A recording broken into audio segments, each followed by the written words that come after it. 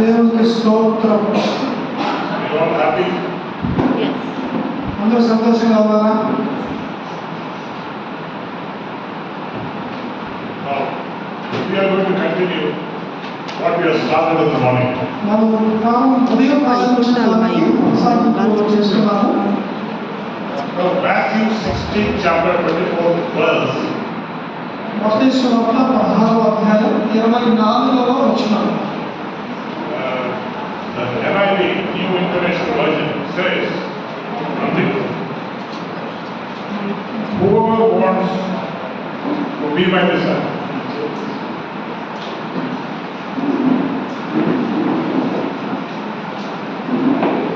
Whoever wants to be my disciple. NIV భాషలో ఈ విధంగా రాయబడి ఉన్నది. ఎవడైనా నన్ను వెంబడింపబోని వల్ల Must deny themselves తను ఉపేక్షించుకోవాలి, and take up their cross తన శిలువను ఎత్తుకొని and follow me. నన్ను వెంబడించాలి. Other version it says, if any man, whoever wants to follow me. మరొక వర్షంలో ఎవరైనా నన్ను వెంబడించాలనుకుంటే, KJV version, whoever wants to follow me. ఒకవేళ కేజీవి వర్షంలో, కింగ్ జేమ్స్ వర్షంలో కనుక చూసినట్లయితే, So only the follower of Jesus is a disciple of Jesus. యేసు ప్రభుని వెంబడించేటువంటి వారు ఆయన యొక్క శిష్యులుగా ఉన్నారు. So this is a choice. This is a choice. ఇది ఒక ఎంపిక. The choice to be a believer, the choice to be a disciple. ఒక విశ్వాసికి లేదా శిష్యునికి ఒక ఎంపికగా చెప్పబడింది. And Jesus says, He gives an open invitation that whoever wants to be my disciple. ఆయన అందరికీ బాహాటంగా ఒక ఆహ్వానాన్ని ఇస్తున్నారు. ఎవరైనా నా శిష్యుడిగా ఉండగలిగితే, Whoever wants to be my disciple, ఎవరైనా సరే నా శిష్యుడిగా ఉండాలని he కోరితే has to deny himself, take up his cross and follow him. తనను తాను ఉపేక్షించుకోవాలి, తన శిలువ ఎత్తుకోవాలి, నన్ను వెంబడించాలి. So it is definitely a choice that you and I have to make. ఖచ్చితంగా నీవు నేను కూడా ఇది ఎంపిక చేసుకునేటువంటి ఒక నిర్ణయంగా చెప్పబడింది. And it is no ordinary decision. ఇది ఒక సామాన్యమైన నిర్ణయం కాదు. And it is going to be a costly decision. ఇది ఒక చాలా విలువతో కూడినటువంటి నిర్ణయంగా చెప్పబడింది. Today I want to place before you the value of being a disciple and also what it means to be just a believer. ఒక విశ్వాసిగా ఉన్నటువంటి ఏంటో, శిష్యుడిగా ఉండటంలో ఉన్న విలువ ఏంటో ఈ రోజున మీతో పంచుకోవాలని ఆశపడుతున్నాను. And in the very calling of God, there is an option given to you. దేవుని యొక్క పిలుపు విషయంలో మనకి ఎంపిక చేసుకునేటువంటి ఒక ప్రత్యామ్నాయం ఇవ్వబడింది. He has given that option to you to choose because there is something very costly you have to decide for yourself. ఈ ఎంపిక చేసుకునేటువంటి విధానంలో చాలా విలువైన దానిని ఎన్నుకునేటువంటి అవకాశం నీకు ఇవ్వబడింది. If there are no hardships involved, if there are no sacrifices to be made, in that he would have given such a call. Everyone can just come and follow him.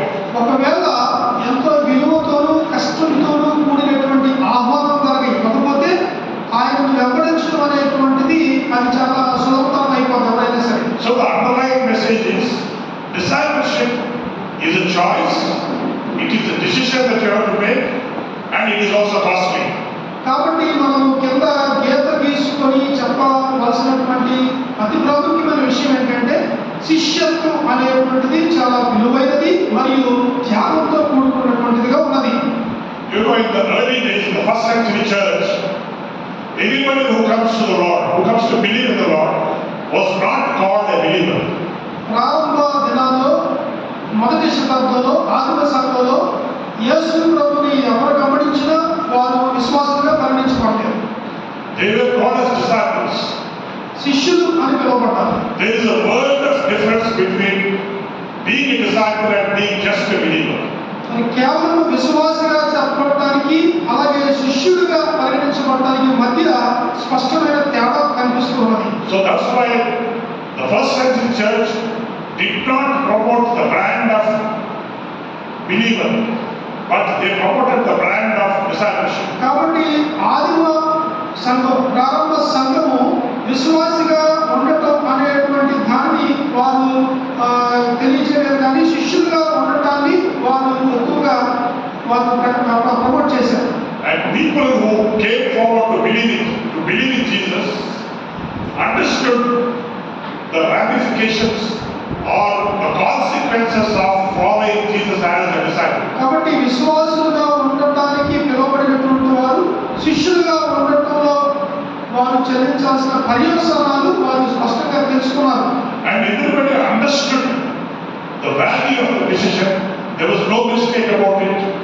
And Jesus did not mince words just to attract the crowds, but he told them, this is going to be how the life of a disciple. కాబట్టి యేసుక్రీస్తు ప్రభువారు కేవలం విశ్వాసులుగా ఉండటానికి పిలవలేదు, కానీ శిష్యులుగా ఉండటానికి పిలువబడినప్పుడు దానికి సంబంధించినటువంటి పూర్తి అవగాహనను చెల్లించాల్సిన వెలను చాలా స్పష్టంగా యేసుక్రీస్తు ప్రభువారు చెప్పారు. కాబట్టి అప్పుడు ఉన్నటువంటి వారికి ఈ విషయంలో చాలా స్పష్టత ఇవ్వబడింది.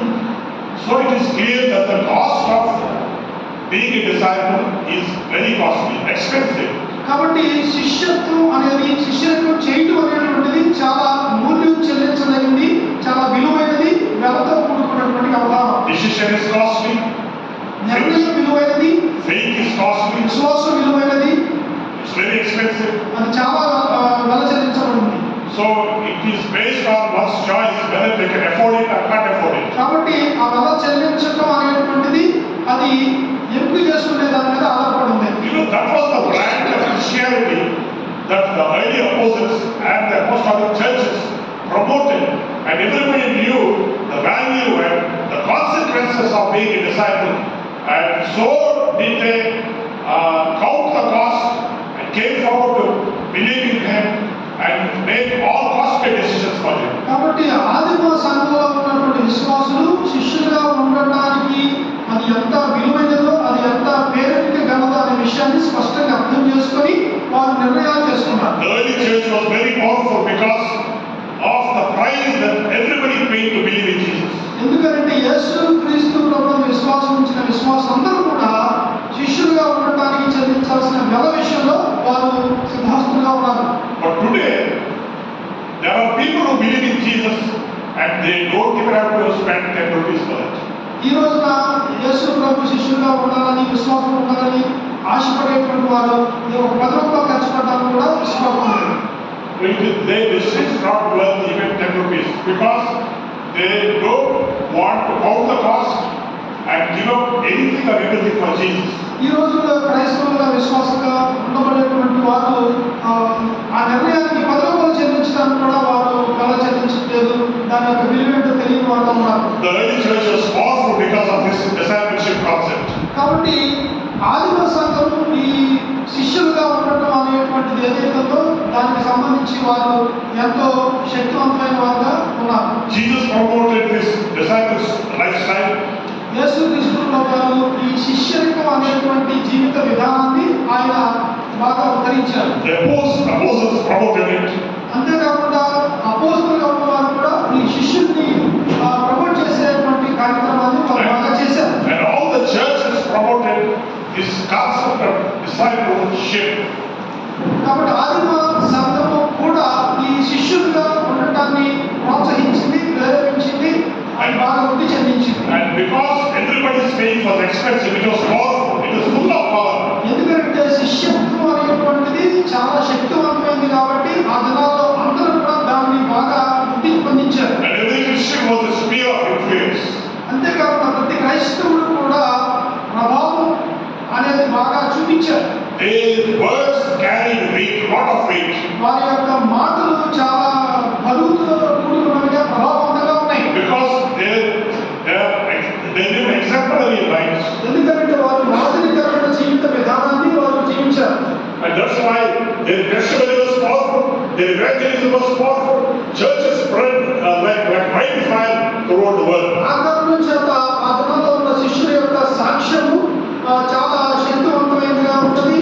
తర్వాత వారి పరిచయం కూడా చాలా ప్రభావవంతంగా శక్తివంతమైనదిగా ఉన్నది కాబట్టి ప్రపంచాన్ని వారు కదిలించారు. And that's why these 12 apostles, and apostles and many other disciples of Jesus promoted this brand of Christianity throughout the world, and it got like wildfires. Nation after nation after nation after nation began to accept Jesus. They said, "We want this Jesus."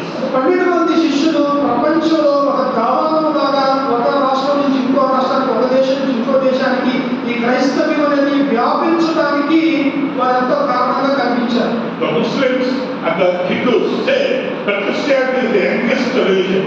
Muslims తర్వాత Hindus ఏమని చెప్తారంటే క్రైస్తవ్యం అనేది చాలా తక్కువ వయసుకి, చిన్న వయసు కలిగింది అని చెప్తారు. It was the youngest religion.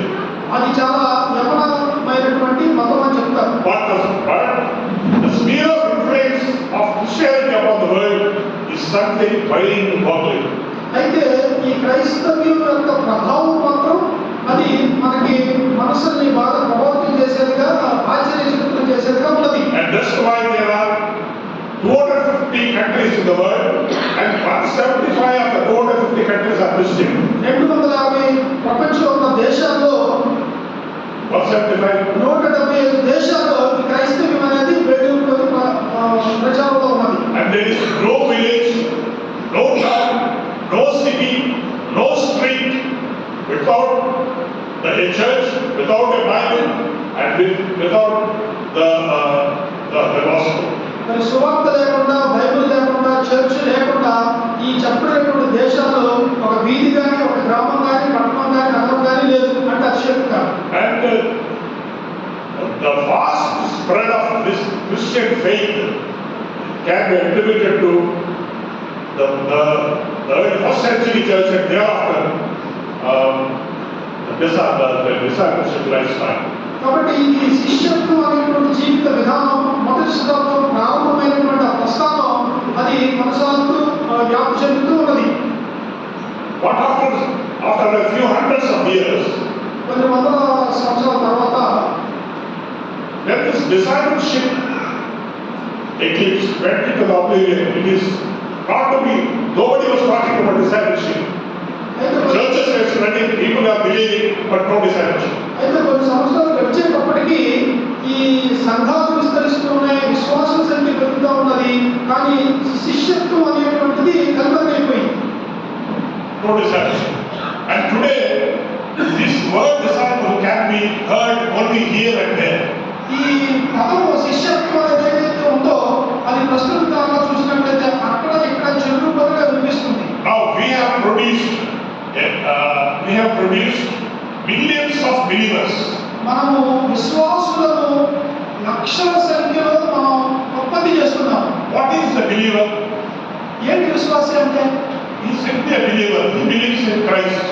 యేసుక్రీస్తునందు కేవలం విశ్వాసం నమ్మకం ఉంచే వ్యక్తిని మనం విశ్వాసి అంటాం. And some people do not even know what is the full calling of a believer, because they were not taught, they were not told what to do after the accept Christ. కొంతమందికి అయితే విశ్వాసులకు అసలు యేసు ప్రభువుని నమ్మటంలో ఉన్నటువంటి ఆంతర్యం ఏంటో, అర్థం ఏంటో కూడా తెలియదు. వారు కేవలం విశ్వాసులుగా పిలువబడతారు, పరిగణించబడతారు అంతే తప్ప యేసుక్రీస్తుని గురించి ఆయన నమ్మటం అంటే ఏంటో చెప్పలేదు. So today there are conversions, today there are meetings, there are evangelism, and the work of the Holy Spirit is there. But the modern church, from many centuries, can produce only believers. ఈ యొక్క ఆధునిక సంఘ కాలంలో చాలా సంఘాలకు స్వార్థ అంటే ఏంటో తెలుసు, ఇంకా ప్రార్థన అంటే ఏంటో తెలుసు, కానీ విశ్వాసులను తయారు చేస్తున్నారు కానీ శిష్యులను తయారు చేయడం లేదు. So it is easy to believe in Christ. యేసు ప్రభువునందు నమ్మకం ఉంచడం అనేది చాలా సులువైన పని. And after believing Christ, hardly there is anything to do. యేసు ప్రభువునందు విశ్వాసం ఉంచినాక నమ్మిన తర్వాత ఏం చేయాలనేటువంటిది కష్టతరమైపోతుంది. Especially India, in a country like India. ముఖ్యంగా మన భారతదేశం లాంటి దేశంలో The church in India is very weak because there was no sound teaching.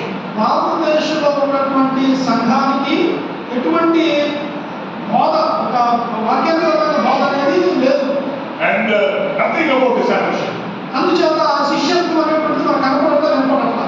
So only a few organizations like EUSI or YNAM, Youth with a Mission, and a few organizations talk about this discipleship. ఈ శిష్యత్వం గురించి సంబంధించి USA కానీ ఇంకా YM కానీ అలాంటి కొన్ని సంస్థలు మాత్రమే మాట్లాడుతూ ఉన్నాయి. So it has become increasingly easy for anyone to believe in Christ because after that they did not do anything. యేసు ప్రభువునందు విశ్వాసం ఉంచడం అనేటువంటిది చాలా సులువైన విషయమే, కానీ విశ్వాసం ఉంచిన తర్వాత ఏం చేయాలి అనేటువంటిది కష్టం అయిపోతుంది. And so many people are coming forward to believe in Jesus. కాబట్టి యేసు ప్రభువునందు విశ్వాసం ఉంచడానికి చాలా మంది దాకా వస్తున్నారు. And what these new believers are being told is, God will bless you. ఈ నూతనంగా యేసు ప్రభువునందు విశ్వాసం ఉంచిన వారు ఏం చెప్పబడుతున్నారంటే దేవుడు దీవిస్తాడని మాత్రం తెలియజేయబడుతున్నారు. You give to God and God will bless you. దేవుడికి నువ్వు ఇవ్వు, దేవుడు నిన్ను దీవిస్తాడు అని తెలియజేయబడుతున్నారు. God will give you jobs, God will get you married, God will give you houses. నీకు ఉద్యోగం వస్తే, నీకు పెళ్లిళ్ళకి నీకు దేవుడు ఇల్లు ఇస్తాడు. That is also true. అది కూడా వాస్తవమే, That is true. అది సత్యమే. But is that all? అయితే Is that all? అంతేనా? Is it why Jesus died for? అయితే యేసు ప్రభు చనిపోయిన దానికోసమేనా? Is it why he shed his last drop of blood for?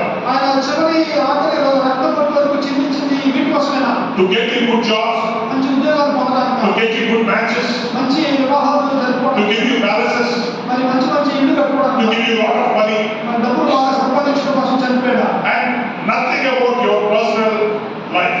మరి మన యొక్క వ్యక్తిగత జీవితాలతో ఆయన మరణం ముడిపడి లేదా? This brand of Christianity is very attractive. కాబట్టి ఇలాంటి క్రైస్తవ జీవితం చాలా ఆకర్షణీయంగా ఉంటాయి. It's very attractive as people who does not want money, who does not want healing, who does not want houses, jobs, marriages, most blessed life, happy life. ఉద్యోగాలు, పెళ్లిళ్ళు, తర్వాత ఇళ్ళు, తర్వాత డబ్బులు, ఇంకా ఆశీర్వాదాలు అంటే ఎవరికి ఇష్టం ఉండదో, ఎవరు కోరుకోరు, Everybody wants. అందరికీ కావాలి.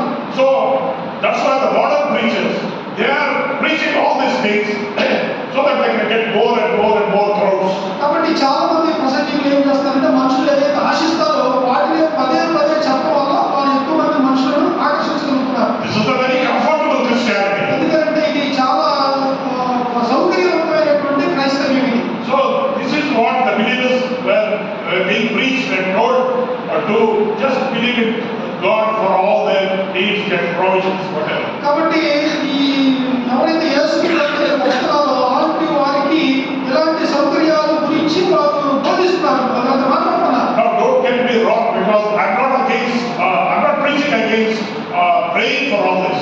మరి వీటన్నిటి కోసం ప్రార్థన చేయడం తప్పని చెప్పలేదు, నన్ను ఎవరు అపార్థం చేసుకోవద్దు. But they have their place. This is not number one position. అయితే ఇది మొట్టమొదటి ప్రాధాన్యత లేకపోతే స్థానం కాదు క్రైస్తవ జీవితంలో. There is something greater thing that you have to do over all this. అయితే ఇప్పుడు మనం చెప్పుకున్నటువంటి ఈ భౌతిక సంబంధమైన విషయాలన్నిటికంటే కూడా గొప్పది మనం చేయాల్సి ఉంది. You're a disciple of Christ. His life is a totally surrendered life. యేసు ప్రభు యొక్క శిష్యుడు అని అంటే అది పూర్తిగా అప్పగించుకున్నటువంటి జీవితం. It is totally surrendered life to God. అది సంపూర్ణంగా దేవునికి, యేసు ప్రభుకి అప్పగించుకున్న జీవితం. What is a surrendered life?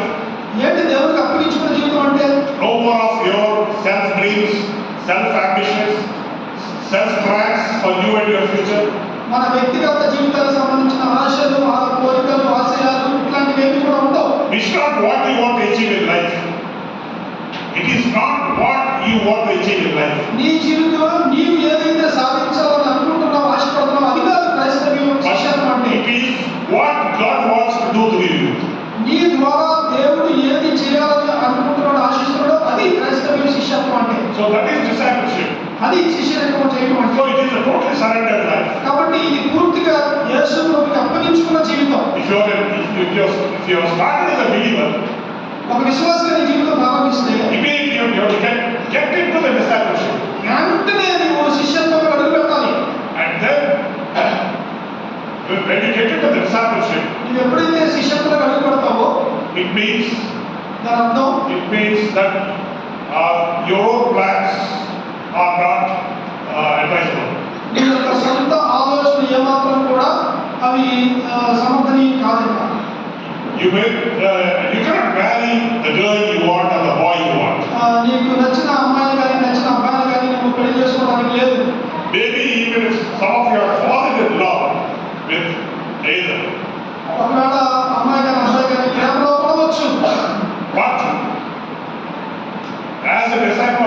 Christ, the choice to marry someone should be from God and in a discipleship point of view. కాబట్టి ఒక అమ్మాయిని కానీ అబ్బాయిని కానీ నువ్వు ఇష్టపడి పెళ్లి చేసుకోవాలి అని అనుకుంటే అది శిష్యత్వం అనేటువంటి కోణంలో యేసు ప్రభు యొక్క చిత్తమై ఉండాలి అని గ్రహించాలి. And a disciple should can never plan his own career. A disciple can never plan his own career. ఒక శిష్యుడు తన యొక్క జీవితాన్ని తన యొక్క ఉద్యోగాన్ని ఏం చేయాలనుకుంటున్నారో దాన్ని వారి సొంత ఎంపిక ప్రకారం చేసుకోవడానికి లేదు. Or you cannot simply decide, I'm going to Australia, I'm going to settle in States, or I'm going to settle in Canada. So ఒక శిష్యుడు వ్యక్తిగతంగా తన ఇష్టం ప్రకారంగా నేను కెనడాలోనో ఆస్ట్రేలియాలోనో అమెరికాలోనో నేను సెటిల్ అవ్వాలి అని అనుకోవడానికి లేదు. Okay, if you like, you know, you may have your own thoughts, ambitions, desires, what you prefer in life, all those things you can praise before God. అయితే నీకు ఎంపిక చేసుకునే విషయంలో కొన్ని ఆలోచనలు, నిర్ణయాలు, ఆశయాలు ఉండొచ్చు. Sometimes God will honor your desires. కొన్నిసార్లు నీకున్న కోరికలను దేవుడు కూడా గౌరవిస్తాడు, ఆమోదిస్తాడు. But sometimes if it is contrary to His will, then He will not give approval. కొన్నిసార్లు దేవుడి చిత్తానికి వేరుగా భిన్నంగా కనుక మన ఆశయాలు, కోరికలు ఉంటే దేవుడు ఆమోదించడు.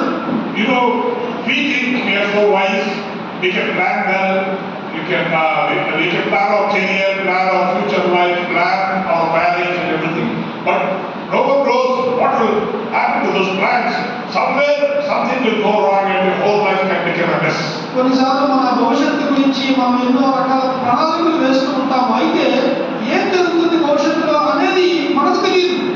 That's why it is always good to place all your desires before God and pursue the will of God. అందుకనే భవిష్యత్తు తెలిగినటువంటి దేవుడికి మన నిర్ణయాలు, ఆలోచనలు, ఆశయాలు అప్పగించుకుంటే దేవుడు తన చిత్తాన్ని మన పట్ల జరిగిస్తాడు. That is called totally surrendered life. దానిని ప్రభువుకి అప్పగించుకున్నటువంటి, పూర్తిగా అప్పగించుకున్న జీవితం అని అంటాం. Totally surrendered life. పూర్తిగా అప్పగించుకున్న జీవితం. And it is also a life of self-denial.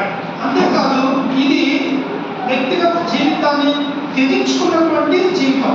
You deny yourself, which means your intelligence, your wisdom, your decision to become something, all that. ఉపేక్షించుకోవడం, మనం త్యజించుకోవడం అని అంటే అది మన యొక్క స్వచ్ఛందాన్ని పూర్తిగా మనం వదిలివేయడం. The self-will should be set aside. So మన యొక్క స్వచ్ఛందం ఏదైతే ఉందో, అభీష్టం ఏదైతే ఉందో దాన్ని పక్కన పెట్టాలి. And the will of God should be loved and pursued. దేవుని యొక్క చిత్తాన్ని మొదటగా ప్రేమించాలి. And the disciple will also practice death to self.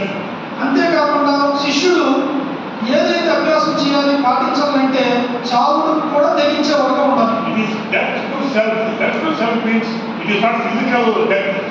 అయితే స్వచ్ఛందానికి చనిపోవాలి. ఇది శారీరకంగా చనిపోవడం కాదు, కానీ మన అభీష్టం ఏదైతే ఉందో దాని విషయంలో మనం చచ్చిపోవాలి. Your self desires, your self will, your self intelligence, all that should die, and you have to give place to the will of God as a disciple of Christ. మన సొంత కోరికలు, అభిష్టాలు, మన సొంత చిత్తం ఏదైతే ఉందో దాని విషయంలో మనం చచ్చిపోయి దేవుడికి మనం అప్పగించుకోవాలి, చిత్తానికి మనం అప్పగించుకోవాలి, లోపడాలి. So that is what a disciple has to do. కాబట్టి శిష్యుడిగా ఉన్న కోరేవారు చేయవలసినటువంటిది అది. So anybody who wants to be a disciple, I don't think this is a very attractive, lucrative, glamorous thing. కాబట్టి శిష్యుడిగా ఉండటం అనేటువంటిది చాలా ఆకర్షణీయమైంది, చాలా అందమైంది, అలాంటిది ఏమీ కాదు. There is no glamour in that, there is no heroism in that. Yes, there is a kind of heroism, but not the kind of heroism you are thinking of. మరి ఈ శిష్యులుగా ఉండటం అనేటువంటిది మనం బాగా కనిపించే ఒక అందమైందో, లేకపోతే అది బాగా ఒక హీరో లాగా కనిపించేటువంటిదా లేదు. అది It's a very narrow life. It's a very narrow life. అది చాలా ఇరుకైనటువంటిది. And you have to give up so many things. He says, I don't like your friendship with towards the girls, towards the boy. You have to give up that. చాలా విడిచిపెట్టేయాలి. ఇదిగో పలానా అమ్మాయితో పలానా అబ్బాయితో స్నేహం చేయకూడదు, విడిచిపెట్టేయాలని చెప్తాడు దేవుడు. Then he also says, give up all those old associations. అంతేకాకుండా లౌకిక సంబంధమైనటువంటి చాలా వాటిని విడిచిపెట్టేయాలి అంటాడు ప్రభు. And also don't follow the advice of your closest close friends because they are your friends. నీకు చాలా సన్నిహితంగా ఉన్న స్నేహితుల యొక్క సలహాలు తీసుకోవద్దు అని కూడా చెప్తాడు. And there are so many things like that he says. అలాంటివి చాలా చాలా చెప్తాడు. So you have to obey God in all these things, although it is painful, it is very sad and gives you grief and sorrow. కాబట్టి ఇలాంటి వాటన్నిటిని కూడా తీసివేసుకోవాలి. అవి మనకి చాలా విచారాన్ని కష్టాన్ని కలిగించినప్పటికీ కూడా వీటన్నిటిని మనం విడిచిపెట్టడానికి సిద్ధంగా ఉండాలి. So it is very uncomfortable to flesh. ఇది శరీరానికి చాలా అసంబద్ధంగా ఇది ఉంటది, ఇబ్బందికరంగా ఉంటది. It's not comfortable. అది మనకి సౌకర్యవంతంగా ఉండదు. It doesn't make your flesh happy. మన యొక్క శరీరాన్ని అది ఏమాత్రం సంతోషంగా ఉండదు. And that's why it is called death to self. అందుకని అది స్వచిత్తానికి చావు లాంటిది. So it is a very sacrificial life, a life of consecration, a life of dedication, a life of total surrender to God. అందుకనే ఇది చాలా మూల్యం చెల్లించాల్సింది, విలువైనది, పరిశుద్ధమైనటువంటిది, ప్రత్యేకమైనటువంటిది, దేవునికి పూర్తిగా సమర్పించుకోవడంతో ముడిపడినటువంటి జీవితం శిష్యత్వం అనేది. But when you come to the status of a believer, అయితే ఒక విశ్వాసికి సంబంధించిన పరిస్థితిని కనుక గమనించినట్లయితే, the disciple, the believer is totally unaware of all this. అయితే విశ్వాసికి ఇప్పుడు మనం చెప్పుకున్న ఈ విషయాలన్నిటి గురించినటువంటి అవగాహన ఏమాత్రం ఉండదండి. So that's why for him Christianity is very happy, very go around like very attractive, very glamorous. You can do all what you want and yet believe in Christ and still go to heaven. అందుకనే విశ్వాసంగా ఉన్నటువంటి క్రైస్తవులని చెప్పలేటువంటి వారి యొక్క జీవితం చాలా అందంగాను, చాలా సౌకర్యవంతంగాను, చాలా ఆకర్షణీయంగాను, మీరు పరలోకం వెళ్ళిపోతారు, మీరు ఏం చేయనక్కర్లేదు అని చాలా సులభతరంగా కనిపిస్తుంది. And that's why the believer, although he believes in Christ, he is really saved, washed by the precious blood of Jesus. ఒకవేళ విశ్వాసి నిజంగానే యేసుక్రీస్తు విశ్వాసం ఉంచి యేసు యొక్క రక్తంలో తన పాపాలు కడగబడి కనుక ఉంటే, he has that experience, but he does not surrender his body, mind and spirit to God. So అలాంటి అనుభవంలోకి ఒక విశ్వాసి వచ్చి పాప క్షమాపణ అనుభవంలోకి వచ్చి అది శిష్యత్వం గురించి చెప్పబడి ఉండాలి. So his life is not totally surrendered. ఒకవేళ అతని యొక్క జీవితం పూర్తిగా దేవునికి అప్పగించబడి ఉండకపోతే, so his life is not totally surrendered because he does not know all this. కాబట్టి ఇవన్నీ తెలియదు కాబట్టి అతను పాపాలు క్షమించబడిన అనుభవంలోనే ఉన్నాడు కానీ శిష్యత్వం నడిపించే అనుభవంలోకి రావట్లేదు. So he never gave his life. He never surrendered his body. His body is for Jesus, for God. మరి యేసు ప్రభువుకి తన యొక్క శరీరాన్ని సమర్పించుకోలేదు. Or his soul, or his spirit, they are not totally surrendered to God. ఆయన యొక్క ఆత్మని పూర్తిగా దేవునికి సమర్పించుకోలేదు, ఆయన నమ్మినా కానీ. So this is very comfortable. కాబట్టి ఇది చాలా సౌకర్యవంతంగా ఉంటుంది. So he is happy that God forgave his sins. ఆ పాపాలు క్షమించారు కాబట్టి అతను చాలా సంతోషంగా He is ఉంటాడు. also happy that one day he will go to heaven. ఆ పరలోకానికి ఒక రోజు వెళ్తానని ఆవిష్కరణ కూడా సంతోషంగా ఉంటాడు. But in his own personal life, అయితే ఆ వ్యక్తిగత జీవితంలో because he is not totally consecrated to God, దేవునికి పూర్తిగా తను పరిశుద్ధంగా సమర్పించుకోలేదు కాబట్టి he caters to the lusts of the flesh. అతను ఈ శరీర సంబంధమైనటువంటి ఆశలకు ఆకర్షించబడతాడు, లోనవుతాడు. And the lust of the eyes and of the flesh and pride of life. నేత్రాశ, శరీరాశ, జీవగుడంబానికి లోనవుతాడు. And then this believer will put his legs on two boats. ఆయన యొక్క మరి కాళ్ళను రెండు పడవల మీద పెట్టిన వాడిగా ఉన్నాడు విశ్వాసి. That's what Jesus said. Nobody can put their legs on two boats. కాబట్టి యేసు ప్రభువు చెప్తున్నారు, రెండు పడవల మీద ఒక వ్యక్తి రెండు కాళ్ళు పెట్టి నడవలేడు. It is dangerous. అది చాలా ప్రమాదకరమైంది. But for this believer, either because of ignorance or because he is not taught clearly anything, or even if he had understood, he doesn't want to pay the price, so he wants to pursue a comfortable brand of Christianity. కాబట్టి ఈ విశ్వాసులు వారికి ఉన్నటువంటి అవగాహన లోపాన్ని బట్టో, లేకపోతే శిష్యత్వం గురించి బోధించబడకపోవటాన్ని బట్టో, ఒకవేళ బోధించబడినప్పటికీ కూడా ఆ మూల్యాన్ని చెల్లించడానికి తెగింపు లేకపోవటాన్ని బట్టో చాలా సౌకర్యవంతంగా ఉండటానికి అలవాటు పడిపోతారు విశ్వాసంగా ఉండేవాళ్ళు. So his flesh, the believer's flesh is very happy. కాబట్టి విశ్వాస యొక్క శరీరం ఎప్పుడు కూడా చాలా ఆనందంగా ఉంటుంది. Because this believer fulfills all the desires of the flesh, whatever it wants. కాబట్టి ఈ విశ్వాసిగా చెప్పిన వ్యక్తి తన శరీరం కోరుకునేటువంటి ఆశ ఆశలు కోరికలన్నీ నెరవేర్చుకుంటా ఉంటారు కాబట్టి మీరు సంతోషంగా ఉంటారు. If you are proud, that is the work of the flesh. If you are jealous, that is the work of the flesh. ఒకవేళ నువ్వు గర్వంగా ఉన్నా సరే, అసూయగా ఉన్నా కానీ అది శరీరం యొక్క పని అయి ఉన్నది. You know, when you hear the word fulfilling the lust of the flesh, you only think about some adultery or some illegal relationship with a boy or a girl. That's not the whole thing.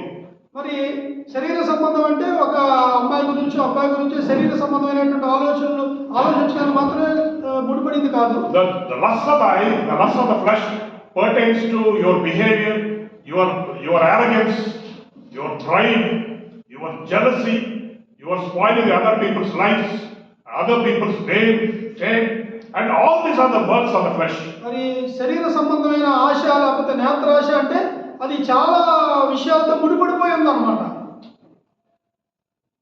And so he caters to his desires of the flesh, and he caters to the desires of the eyes. మరి తన యొక్క శరీర సంబంధమైన కోరికలను బట్టి, నేత్రాశను బట్టి అతను అసూయ అని, ఇతరుల విషయంలో మరి ఈర్ష్య అని, ఇలా రకరకాల కోరికలు కలిగి ఉంటాడు. See, a disciple is supposed to be very disciplined. The word discipline is part of disciple. మరి శిష్యుడైతే క్రమశిక్షణ కలిగి ఉంటాడు. శిష్యత్వంలో ఈ క్రమశిక్షణ అనేటువంటిది ఇమిడి ఉంది. He is very disciplined in all his behavior, in all his spending, and things like that. శిష్యుడైతే తను ఖర్చు పెట్టే విషయంలో, తన జీవిత విధానంలో, ప్రవర్తన అన్ని విషయాల్లో కూడా తను క్రమశిక్షణతో నియంత్రణలో ఉంటాడు. He can go to any mall, the GVK mall or some other great malls in Hyderabad. What is called Mahesh Babu Mall.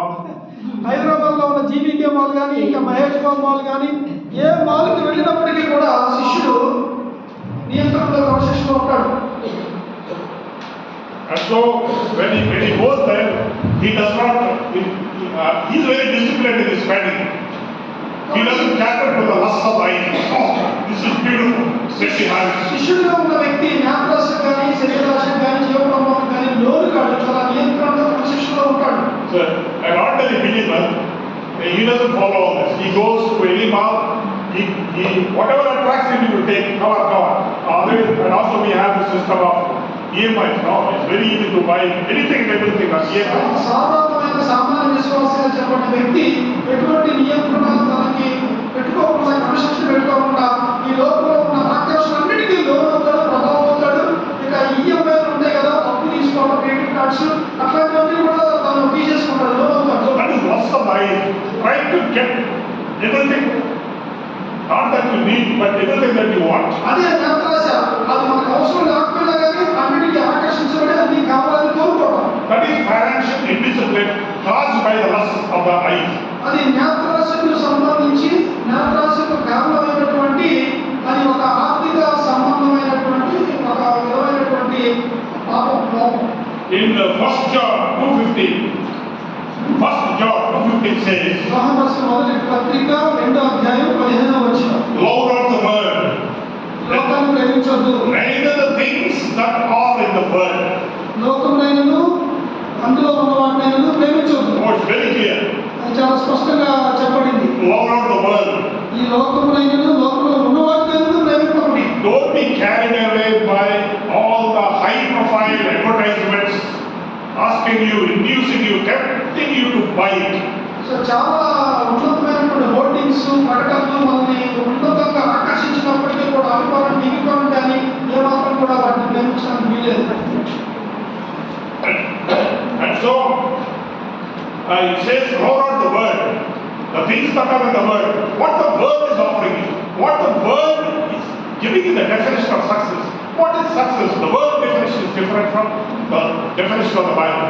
So ప్రపంచంలో విజయానికి ఏమిటి అని ప్రపంచం చెప్తుందో, లోకం చెప్తుందో దానికి బైబిల్లో చెప్పే విజయానికి తేడా మనం గమనించాలి. ఆ కారణం చేత ఈ లోకంలో ఉన్నటువంటి విజయాన్ని మనం ప్రేమించుకోవడం, లోకంలో ఉన్న వాటిని ప్రేమించుకోవడం. A disciple will always be careful not to be carried away by what the world says. ఈ లోకం చెప్పే వాటి చేత విశ్వాసి కొనుక్కోకూడదు. The disciple. శిష్యుడు కొనుక్కోకూడదు. But a believer who does not practice all this, విశ్వాసి అయితే లోకంలో ఉన్న వాటన్నిటిని కూడా అభ్యాసం చేస్తూ ఉంటాడు. he yields to all these high profile attractions and things like that. So ఈ లోకంలో చాలా బాగా కనిపించే ఉన్నతంగా కనిపించేటువంటి వాటికి విశ్వాసి లోకంతో ఆకర్షించబడతాడు, కావాలని కోరుకుంటాడు. And love not the world, neither think the things that are in the world. కాబట్టి లోకంలో లోకంలో ఉన్నవాటిని ప్రేమించడు. And John says, for all that is in the world, for all that is in the world, what is in the world? యోహాను చెప్తున్నాడు, లోకంలో ఉన్నదంతా ఏదైనా సరే అంటాడు. లోకంలో ఉన్నదేంటి? What is the lust of the flesh? శరీర ఆశ అంటే ఏంటి? Oh, there is so much to talk about lust of the flesh. శరీర ఆశ గురించి మాట్లాడాలంటే చాలా మాట్లాడవచ్చు. The flesh will never tell you or give you any advice pertaining to your spirit or God. ఈ శరీరం అనేది ఎప్పుడు కూడా దేవుడి గురించి కానీ ఈ యొక్క ఆత్మ గురించి కానీ ఎప్పుడు మాట్లాడదు, చెప్పదు. The flesh will never tell you, come on, don't waste time, go and pray for one hour. So శరీరం ఎప్పుడు కూడా ఏం చెప్తుందంటే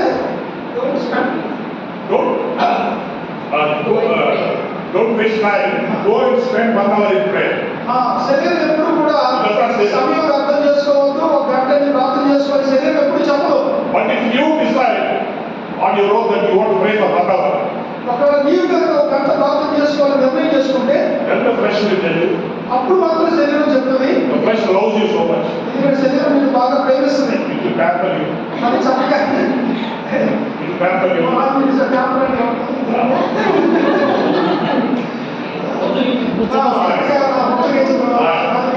చెప్తుంది. Oh, come on, one prayer now. ఇప్పుడు ఎందుకు ప్రార్థన అని చెప్పేసి చక్కగా You are so tired today, no? నువ్వు బాగా అలసిపోయావు కదా ఈరోజు. And you know God understands. దేవుడు అర్థం చేసుకుంటాడే. God understands. దేవుడు అర్థం చేసుకుంటాడు. What does he understand? దేవుడు అర్థం చేసుకుంటాడు. దేవుడు That you don't want to pray. అంటే దేవుడు ప్రార్థన చేసుకోవాలి అనుకుంటాడా? So will God understand that you don't want to pray? God says, okay. So son and daughter, I'm comfortable with your decision. నువ్వు చక్కగా ఉండాలి, నేను ప్రార్థన చేసుకోవద్దు అని అంటాడు దేవుడు. No. The flesh will never tell you what profits the spirit. కాబట్టి శరీరం ఎప్పుడు కూడా ఆత్మ ఏం చేయాలనేది చెప్పదు. It will never tell you what will please God. దేవుడిని సంతోషపెట్టేది ఏంటో శరీరం చెప్పదు. But it will always tell you to do all things that does not please God. దేవుడిని ఏదైతే సంతోషపరచుదో అది మాత్రం చేయమని చెప్పింది శరీరం. So all that is in the world is the lust of the flesh. కాబట్టి లోకంలో అంతా కూడా శరీరాశ. You know, unfortunately, in our body personality, there is the body and the soul and the spirit. These three is one. We have a trinity called body, soul, spirit is our trinity. మనకు కూడా శరీరము, ప్రాణము, ఆత్మ అనేటువంటి ఒక త్రిత్వము మనం కలిగి ఉన్నాం. In this trinity, ఈ త్రిత్వంలో two people who are part of you, మీలో ఒక ఇద్దరు భాగమై ఉన్నారు. they are part of you, వారు మీలో భాగం. inseparable, వారిని వేరు చేయలేం. more inseparable than wife and husband. Wife and husband లాగా, భార్య భర్తలాగా వారు కలిసి ఉంటారు. So practical భార్య భర్త is also more than that. భార్య భర్తలు Sometimes the wife and husband is separated, but this will never separate. కొన్నిసార్లు భార్య భర్తలు విడిపోతాము కానీ ఈ లోపల ఉన్నటువంటి మనుషులు ఉన్న రెండు భాగాలు విడిపోవు. What is that? Body ఏంటది? and soul. శరీరము మరియు ఆత్మ. Body and soul. So in your personality of three, two are against you. So ఈ మూడింటిలో ఈ రెండు కూడా ఉదాహరణకి వ్యతిరేకంగా ఉంటాయి. నీకు Who are against you? నీకు వ్యతిరేకమైంది Your friend, స్నేహితుడా, your pastor, నీకు సభ్య కాపలా, some preacher. ప్రసంగికుడా. Who is against you? నీకు వ్యతిరేకంగా పనిచేసేది ఎవరు? Your mother, నీ అమ్మ, father. నీ నాన్నగారు. Who is against you? నీకు వ్యతిరేకంగా ఎవరు? You have two enemies within you, నీలోనే ఇద్దరు శత్రువులు ఉన్నారు. and they always advise you, induce you, tempt you, force you. నీకు సలహా ఇస్తారు, నిన్ను బలవంతం చేస్తూ ఉంటారు, నిన్ను ఇబ్బంది పెడతా ఉంటారు. Do things contrary to the spirit. అయితే ఆత్మకు భిన్నంగా ఈ రెండు ఉదాహరణలు విభేదిస్తూ ఉండేటట్టుగా చేస్తాను ఈ రెండు భాగాలు. So when you have two enemies within you, నీలో రెండు శత్రువులు ఇమిడి ఉన్నప్పుడు what a big job you have. ఎంత పెద్ద బాధ్యత పని నువ్వు కలిగి ఉన్నావు. That's why in the morning I said Christian life is a full-time life. అందుకనే ఉదయం మనం చెప్పుకున్నాం క్రైస్తవ జీవితం అనేది పూర్తికాల జీవితం. It is full-time life. అది పూర్తికాల జీవితం. It has to be given full-time attention. అది పూర్తి ఏకాగ్రత ఇవ్వవలసినటువంటి జీవితం. So when the spirit in you becomes lowly because your flesh is against you and the soul is against you. నీ యొక్క ఆత్మ బలహీనంగా ఉంటే నీ శరీరం నీకు వ్యతిరేకంగా ఉంటే నీ ఆత్మ కూడా నీకు వ్యతిరేకంగా ఉన్నదని గమనించాలి. So now the spirit in you should take leadership. కాబట్టి అలాంటి సందర్భాల్లో నీలో ఉన్న ఆత్మ నాయకత్వాన్ని తీసుకోవాలి. You have the spirit of God in you. నీలో పరిశుద్ధాత్మ దేవుడు ఉన్నాడు. And when you have the spirit of God in you, you should be as bold as a lion. కాబట్టి నీలో పరిశుద్ధాత్మ దేవుడు ఉన్నప్పుడు నీవు ఒక సింహంలాగా ఉండాలి. And you have to be as bold as a lion and take the leadership and tell the flesh, shut up and get out. సింహంలాగా ధైర్యంగా ఉండి నీలో ఉన్న శరీరానికి నీవు గట్టిగా గంటాపదంగా చెప్పాలి. నోరు మూసుకో, బయటకు పో అని చెప్పాలి. I'm not listening to you. I'm not listening to you. నీకు నేను వినడం లేదు చెప్పేది. Because this flesh and the soul, that is Paranam, they both love comfort, easygoing, carefree, irresponsible life.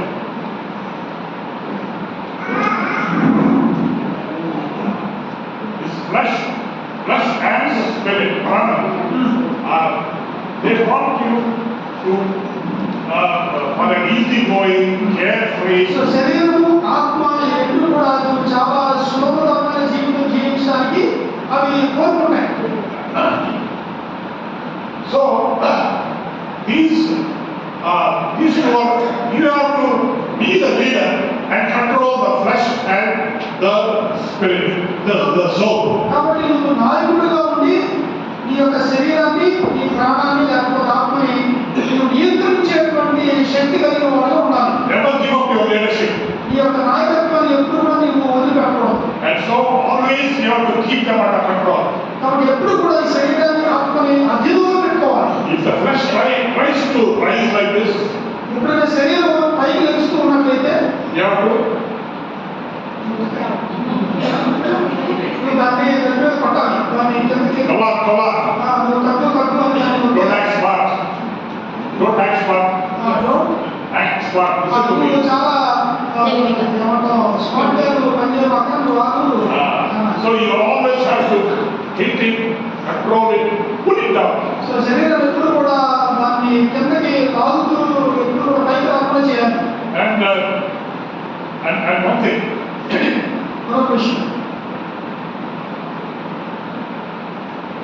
so while you be the leader, నీవు నాయకుడిగా ఉన్నప్పుడు you totally control these two faculties.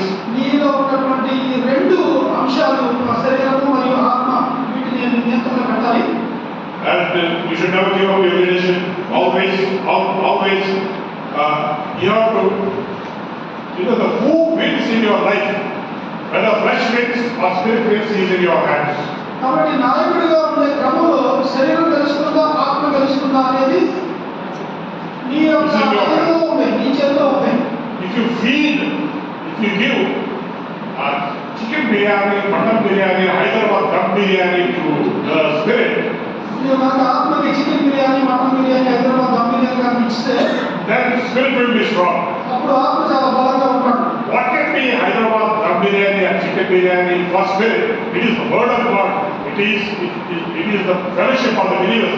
It is prayer and things like that. So Hyderabad biryani What feeds your spirit? దేవుని వాక్యం, దేవునితో సహవాసం, ప్రార్థన జీవితానికి సంబంధించి నేను సూచనగా చెప్తూ ఉన్నాను. అది ఆత్మకు బలాన్నిస్తుంది.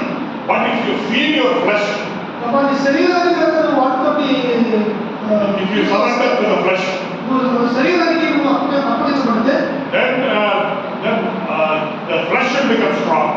శరీరం బలం పుంజుకుంటే The soul will become all powerful. అప్పుడు ఆత్మ చాలా బలమైపోతుంది. And the spirit will become weak.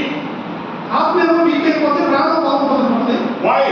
ఎందుకు? It's all because of you. నీ యొక్క నియంత్రణ లోపల You have a choice.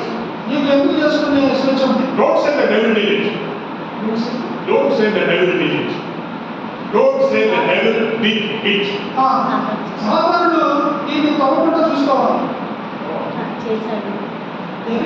Devil Do says it. you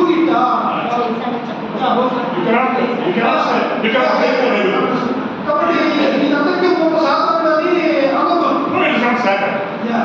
Satan is never all powerful. So సాతాను ఎప్పుడు కూడా సర్వశక్తిమంతుడు కాదు. You are powerful. నీవే శక్తి కలిగినటువంటి వాడు. This is true. ఇది వాస్తవం. If you want, you can defeat the devil.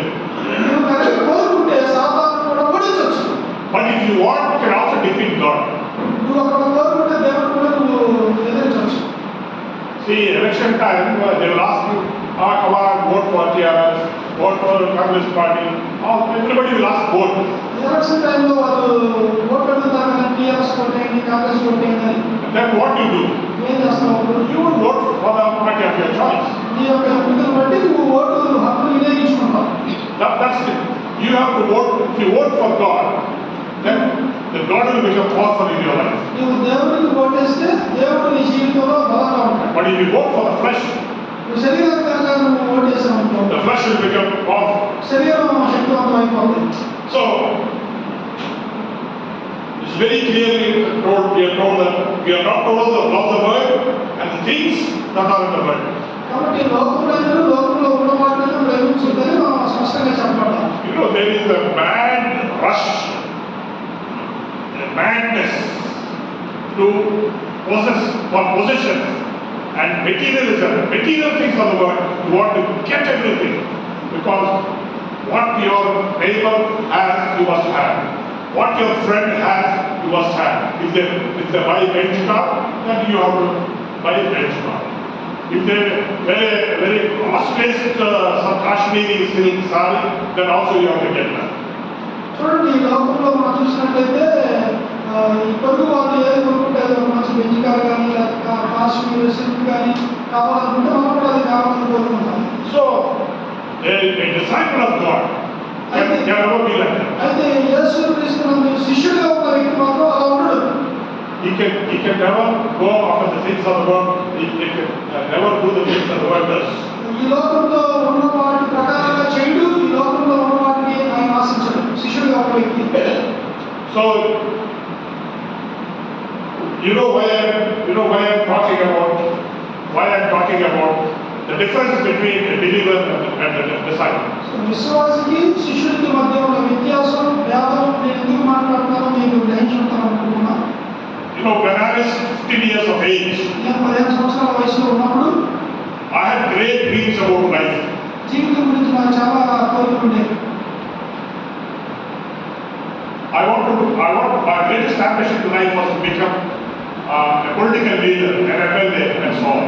ఒక మంచి రాజకీయ నాయకుడిగా అవ్వాలని నాకు కోరిక ఉండేది. That's my desire. అది నా కోరిక. I wanted to pursue that.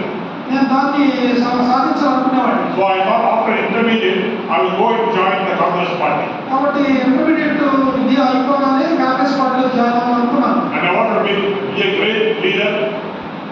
And I'm an emotional speaker during those days, even political speeches full of emotion.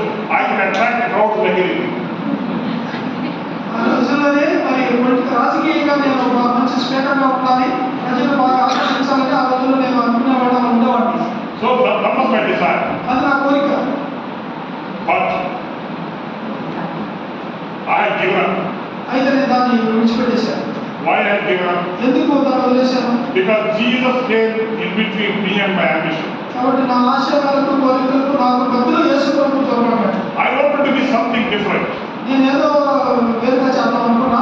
But this Jesus, with whom I had encountered, changed the entire perception of life, and what things were dearer to me once are no longer dearer to me after accepting Jesus as my Lord and Savior. యేసు ప్రభువు నా వ్యక్తిగత రక్షణను అంగీకరించిన తర్వాత నా జీవితం యొక్క దృక్పథం అనేది పూర్తిగా మార్చేశాడు ఆయన.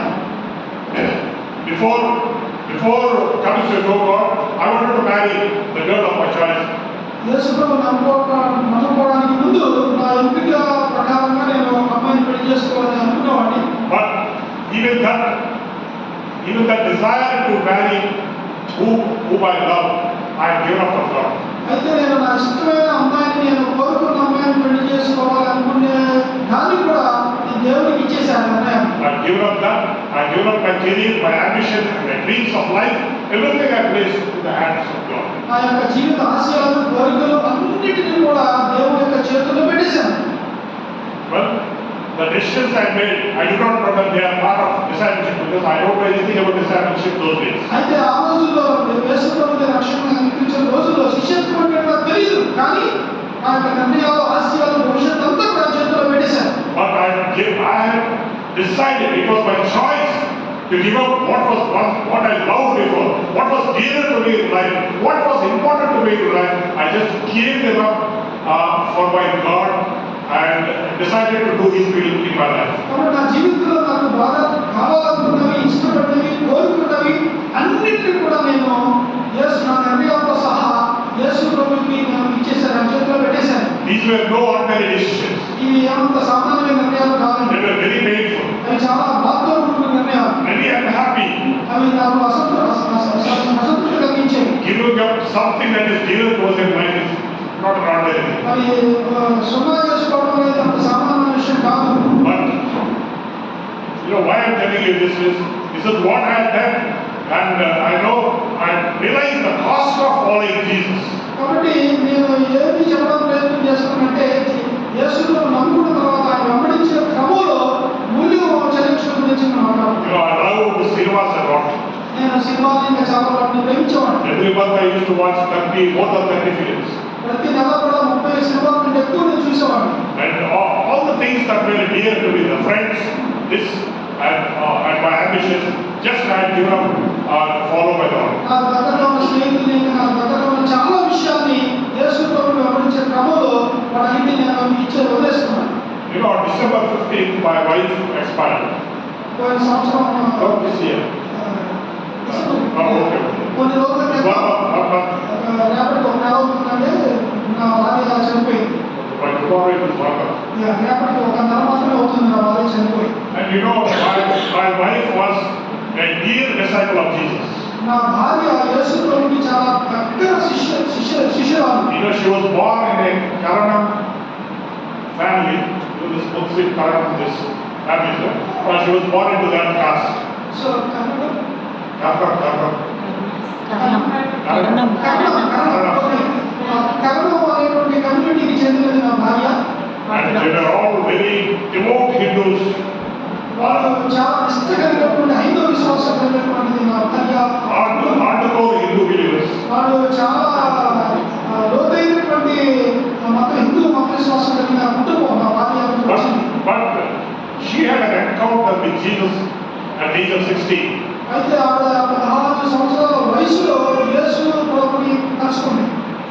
And that decision to follow Christ in a family that no one would approve, accept, is a very bold decision she made for God. So నా భార్య 16 సంవత్సరాల వయసులో యేసు ప్రభు శిష్యురాలుగా ఉండటానికి తీసుకున్న నిర్ణయం తాను వచ్చిన కుటుంబ నేపథ్యం నుంచి వచ్చింది కాబట్టి ఆ కుటుంబం ఏమాత్రం కూడా ఒప్పుకోదు. I'm saying that Christian faith is costly, Christian life is costly. You have to pay the price. కాబట్టి నేను ఏం చెప్తున్నానంటే క్రైస్తవ జీవితం, క్రైస్తవ విశ్వాసం అనేది చాలా మూల్యంతో, వెలతో కూడుకున్నటువంటిది. మనం దానికి వెల చెల్లించాలి, మూల్యం చెల్లించాలి. So when she declared her faith in Christ at the age of 16, 16 సంవత్సరాల ప్రాయంలో ఆమె తన క్రైస్తవ విశ్వాసాన్ని ప్రకటించినప్పుడు, తెలియజేసినప్పుడు, and her parents said, "Get out of the house." ఆమె యొక్క తల్లిదండ్రులు మా ఇంటిలో నుంచి మీకు వెంటనే వెళ్ళిపోవాలని చెప్పారు. Either you want Jesus, get out of the house. If you want your parents, then renounce that Jesus. మరి యేసు ప్రభు కావాలనుకుంటే నీవు ఇంట్లో నుంచి వెళ్ళిపో, ఇంట్లో ఉండాలనుకుంటే యేసు ప్రభువుని విడిచిపెట్టు. And if you believe in Jesus, you will not only get out of the house, we will not take any care of you, and we will not get you married. We will not give you a share in our family property. యేసు ప్రభువుని కనుక వెంబడించాలి అనుకుంటే నువ్వు నా కుమార్తెగా ఉండటానికి మాత్రమే అర్హురాలు కాదు.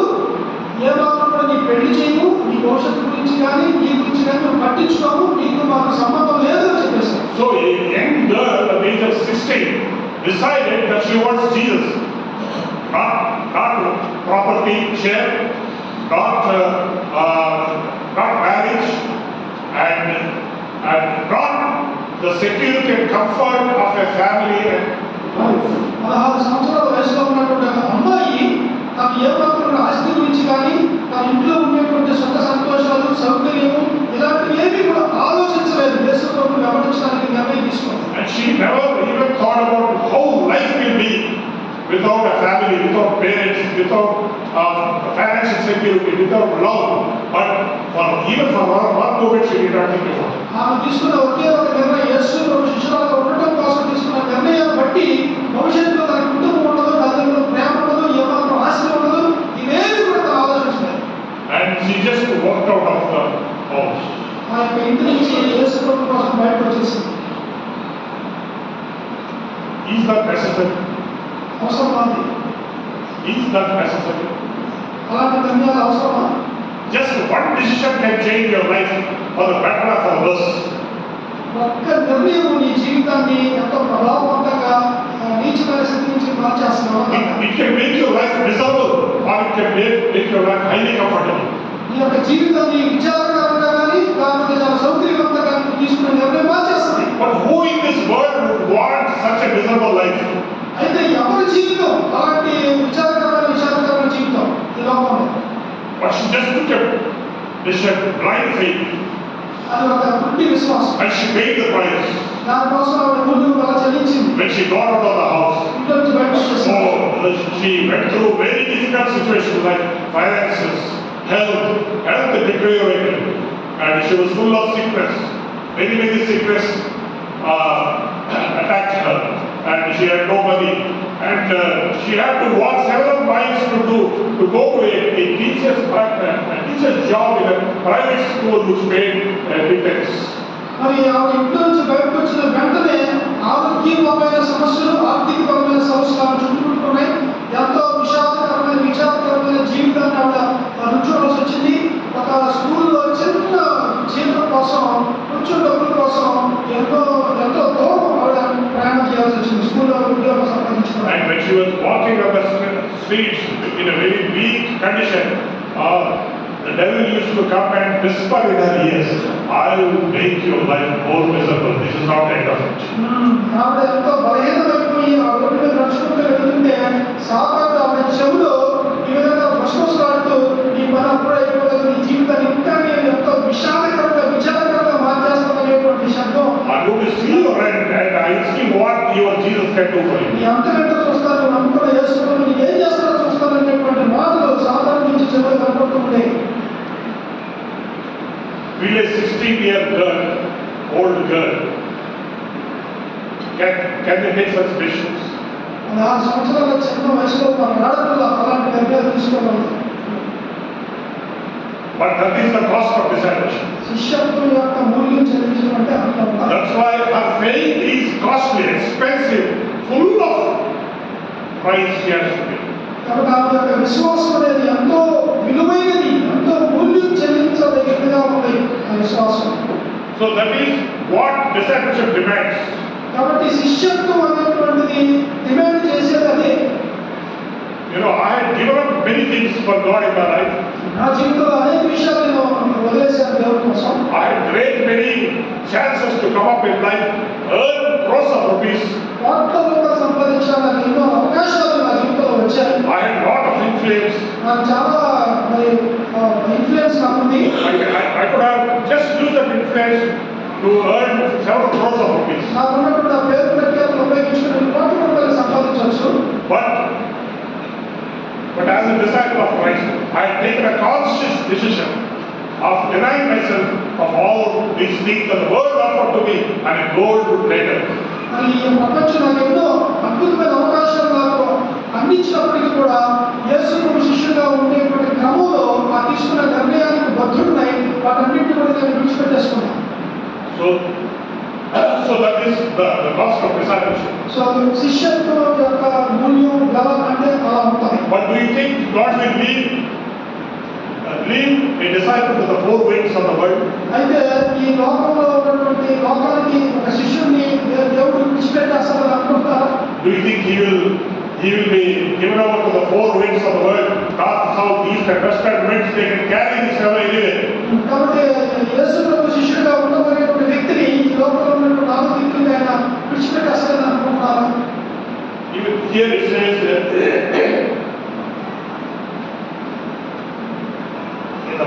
have read in Philippians, ఫిలిప్పీయులకు రాసిన పత్రికలో ఉదయం మనం చదువుకున్నాం. the 9th verse it says, 9వ వచనం ఈ విధంగా రాయబడి ఉంది. 8th verse talks about being humbling himself and being obedient to death. But 9th verse says, wherefore, God also hath highly exalted him and given him a name which is above every other name. 8వ వచనంలో దేవత్వము, తగ్గింపు, విధేయత మనం చూసాము. 9వ వచనంలో పరలోకమందున్న వారిలో కానీ, భూమి మీద ఉన్న వారిలో కానీ, భూమి కింద ఉన్న వారిలో కానీ, ప్రతి వారి మోకాలు యేసు నామమున వంగునట్లు, ప్రతి వారి నాలుగు తండ్రి అయిన మహిమ యేసు ప్రభువును వంగునట్లు దేవుడు ఆయనను అధికముగా హెచ్చించి ప్రతి నామమునకు పైనామమును ఆయనకు అనుగ్రహించెను. Because of the price that Jesus paid to be obedient and humble, God had made him highly. యేసు ప్రభు దేవత్వం కలిగి విధేయత చూపించడాన్ని బట్టి తండ్రి అయిన దేవుడు ఆయన ఎంతగానో పైకి హెచ్చించాడు. He blessed him. He made him worldwide popular. మరి తండ్రి అయిన దేవుడు యేసు ప్రభుని ప్రపంచవ్యాప్తంగా ఎంతో ప్రభావవంతమైనటువంటి వ్యక్తిగా ఉండేటట్లు యేసు ప్రభుని హెచ్చించాడు, కనపరిచాడు. He made him the most popular God in the world. మరి ఈ యొక్క ప్రపంచంలో చాలా గొప్పవాడైన దేవుడిగా యేసు ప్రభుని దేవుడు హెచ్చించాడు. Jesus is most famous than a film star, a sports star, or all other stars. మరి ఈ యొక్క లోకంలో ఉన్నటువంటి సినిమా హీరోలు కావచ్చు, ఈ యొక్క క్రీడాకారులు కావచ్చు, అందరికంటే కూడా చాలా గొప్పగా యేసు ప్రభు ఈ లోకంలో హెచ్చించబడ్డాడు. Yeah, and he continues to be very popular for the past 2025 years. ఆయన గత గడిచిన 2025 సంవత్సరాలుగా ఆయన నిరంతరం కూడా ఆయన కనపరచబడి హెచ్చించబడిన వాడుగానే God exalted him. దేవుడు ఆయనను పైకెత్తాడు. So nobody can work against this name, either in India or outside. కాబట్టి భారతదేశంలో కానీ బయట కానీ యేసు ప్రభుకి సాటి పోటీ ఎవరు లేరు. Nobody can defeat Jesus. యేసు ప్రభుని ఎవరు కూడా ఎదుర్కోలేరు. And because he is blessed by God, he is exalted by God. ఎందుకంటే దేవుడి చేత ఆయన దీవించబడ్డాడు, దేవుడి చేత ఆయన హెచ్చించబడ్డాడు. And you who wants to be a disciple of Jesus Christ, do you think God will leave you? కాబట్టి యేసు ప్రభువుని విశ్వాసం ఉంచినటువంటి శిష్యుడిగా ఉన్నటువంటి నిన్ను దేవుడు విడిచిపెడతాను అనుకుంటున్నావు. Yes, it is true, you will go to a few hard things because of the good decision you made for him. వాస్తవమే, యేసు ప్రభు కోసం నువ్వు తీసుకున్న నిర్ణయాలు బట్టి కొన్ని కష్టతరమైన వాటి కూడా నువ్వు ప్రయాణం చేయవచ్చు. But when God finds you faithful disciple, అయితే నువ్వు విశ్వాసంతో కూడిన శిష్యుడిగా నమ్మకంగా ఉంటే he దేవుడు గుర్తిస్తాడు. a time will come in your life, God will exalt you. ఒక సమయం వస్తుంది, ఆ సమయంలో దేవుడు నిన్ను హెచ్చిస్తాడు. Today you may be an ordinary person sitting here and listening to the word of God. ఈ రోజున మీరు ఇక్కడ ఉండే దేవుడి వాక్యాన్ని వింటూ ఉన్నారు, ఒక సామాన్య మనుషులు. But I'm telling you, suddenly you become worldwide famous. అయితే నేను చెప్తున్నాను, అకస్మాత్తుగా ఒక సందర్భంలో ఒక సమయంలో దేవుడు నిన్ను ప్రపంచ ప్రఖ్యాతిగాంచిన వ్యక్తిగా చేస్తాడు. Why? Because you are sincere. You have a heart of integrity. You love God and you wanted to give up anything for Him. And God, you think God will leave you? God will bless you. He will exalt you. He will make your name most famous in all parts of the world. దేవునికి నమ్మకంగా, యథార్థంగా, న్యాయంగా దేవుడిని ప్రేమిస్తూ దేవుడి కొరకు మూల్యం చెల్లించి నిలబడ్డప్పుడు దేవుడిని ఊరికే విడిచిపెట్టడు.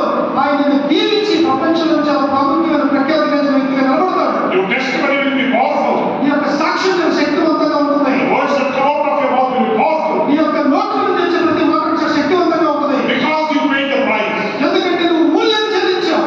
Nobody who is not willing to pay the price can never enjoy these blessings. అయితే ఎవరైతే మూల్యాన్ని చెల్లించిన వారెవరూ కూడా దేవుడు ఇచ్చే అద్భుతమైన ఆశీర్వాదాలను పొందుకోలేరు. But if you are a faithful disciple of Jesus, నీవు కనుక నమ్మకమైన శిష్యుడిగా కనుక ఉంటే దేవునికి and the time will come, God will lift you up. ఒక సమయం వస్తుంది, ఆ సమయంలో ఆయన నిన్ను పైకి లేపుతాడు.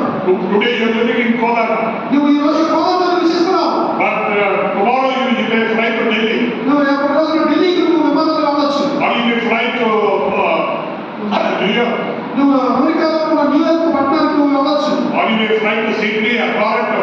నువ్వు టొరంటో కానీ సిడ్నీకి నువ్వు ప్రయాణం చేయొచ్చు ఎప్పుడైనా.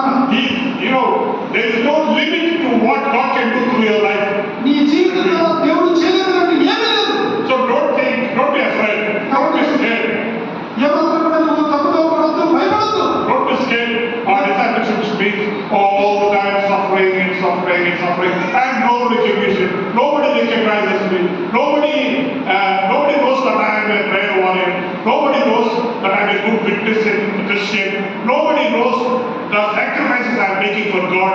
Nobody knows the amount of money I am spending for the kingdom of God. Nobody knows, no recognition. How long? కాబట్టి కలవకూడదు, భయపడద్దు. నేను రహస్యంగా ప్రార్థన చేస్తున్నాను, దేవుడి కోసం ఎంత ప్రయాస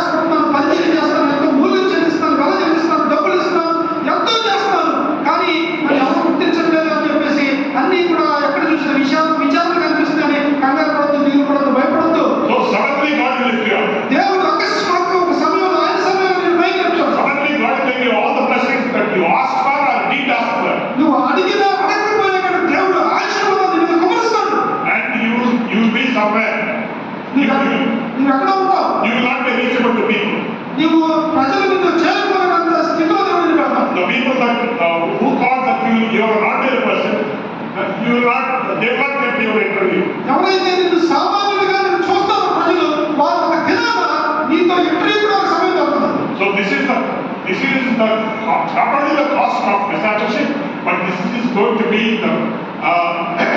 the fruit of the discipleship. ఇది కేవలం శిష్యుడిగా ఉండటానికి చెల్లించే మూల్యము వెలే కాదు కానీ శిష్యత్వంలో ఉండేటువంటి ఫలం ఇది, ఫలితం. In English there is a saying that every dog will have its day. English లో ఒక సామెత ఉంది, ప్రతి కుక్క కూడా ఒక రోజు ఉంటుందంట. So in that way, a child of God will have his day. అదే విధంగా నువ్వు దేవుని యొక్క బిడ్డగా నీకు కూడా ఒక రోజు అనేది ఉంటుంది. You will have a day. నీకు ఒక రోజు ఉంది. You are not alone. నువ్వు ఒక్కదాని కాదు, ఒక్కవాడు కాదు. You are not rejected. నువ్వు తిరస్కరించిన వ్యక్తి కానే కాదు. And time is coming. ఒక సమయం అనేది వస్తుంది. But wait for that time. ఆ సమయం కోసం నువ్వు నిరీక్షించాలి. Wait for that time. ఆ సమయం కోసం వేచి ఉండాలి. Don't be impatient. ఏమాత్రం అసహనంగా ఉండొద్దు. Be sincere to God. దేవునికి నువ్వు నమ్మకం యథార్థంగా ఉండు. Just love Him with all your heart. ఆ నీ యొక్క పూర్ణ హృదయంతో ఆయన ప్రేమించు. And that is the price that you pay for Him. And the price is a powerful price. It is full of power. Your life is going to become powerful, dynamic, and blessing. ఎందుకంటే నువ్వు చెల్లించిన వెల చాలా శక్తివంతమైనది, అంత అమూల్యమైనది కాబట్టి నీ జీవితం కూడా అంత శక్తివంతంగాను అంత ప్రభావవంతంగాను ఉంటుంది, ప్రభావితంగా ఉంటుంది. So today God has placed before you two things. ఈ రోజు దేవుడు నీకు రెండు విషయాలు ఉంచుతున్నాడు. The life of a disciple. శిష్యత్వం అనేటువంటి జీవితం, And the life of just an ordinary believer. ఒక సామాన్యమైన విశ్వాస జీవితం. So would you like the life of a disciple? Would you like to make a sphere of influence? నీవు ఒక శిష్యుడిగా ఉండి ఒక ప్రభావవంతమైన క్రైస్తవ జీవితం జీవించడానికి నువ్వు ఇష్టపడుతున్నావు. Would you like to be a light to the world? Would you like to be a light to the world? ఈ లోకానికి ఒక వెలుగుగా ఉండడానికి ఇష్టపడుతున్నావా? Or would you just want, you are content to be an ordinary believer? ఒక సాధారణమైన విశ్వాసంగా ఉండటంతో నువ్వు సంతృప్తి చెందడానికి ఇష్టపడుతున్నావు. I am happy with this. I am happy going to heaven. నేను హ్యాపీగా పరలోకానికి వెళ్ళిపోతున్నాను అని ఒక సాధారణ విశ్వాసంగా ఉండడానికి ఇష్టపడుతున్నాను. And you want to live your own life, pursue your own dreams and desires.